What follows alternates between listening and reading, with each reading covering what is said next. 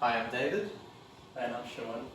and this is a Radial multi-terminal DC system. This is our Part 4 project, and we are simulating faults in it.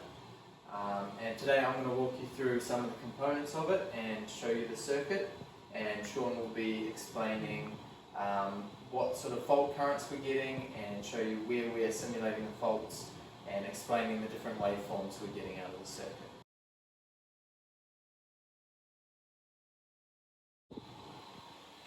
The first thing in our system is a step-down transformer, which then goes into an isolating transformer, which is there for safety.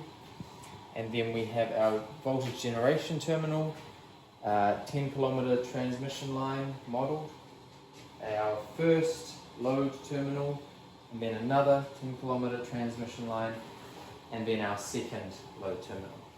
And so altogether this forms a radial multi-terminal DC system. So looking at the individual components, we start off with a rectifier. This is a voltage source converter with IGBTs powered by this power supply, and this is in the rectification mode. Then we have our DC link capacitor and these inductors and this resistor. These resistors model a transmission line of 10 kilometers, and then we have our first load terminal, another 10-kilometer transmission line, and then another DC link capacitor into our inverter. And this is controlled by this controller, sending signals to control the IGBTs of the inverter, which is powered by this power supply here. On the AC side, we have these filter inductors and then our load resistor, which we have set to a value to match our filter.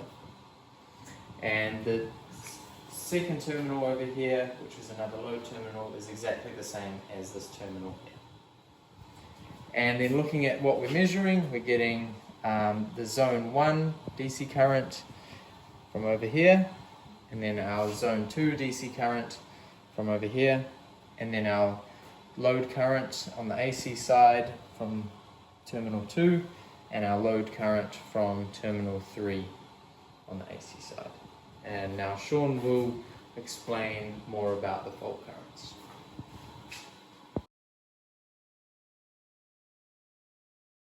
So the first fault we're simulating is just before terminal 2, which is in zone 1. We have our fault resistance of 1.5 ohms connected across here. This is a pole-to-pole fault, and we can simulate this fault by flicking the switch to short through the resistor, and then we are measuring it on the oscilloscope, as David said before. So first we have the zone 1 current, which is positive, and then you'll notice that the zone 2 current is negative because the DC link capacitor from zone 2 is going back into zone 1 because that is where the short circuit is. And then you'll notice that the AC current for both terminal 2 and terminal 3 loads is reduced because all the power is now going into the fault short circuit. So now we've moved our fault to zone 2, which is just before terminal 3.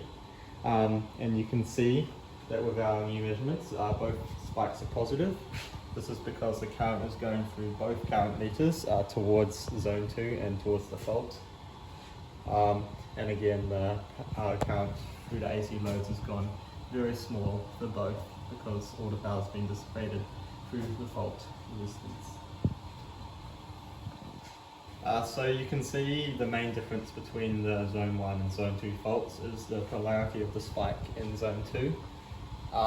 So that enables us to, that means the high pass filter spike can be slightly different, which enables us to detect whether the fault is occurring in zone 1 or zone 2 once we've analysed the data.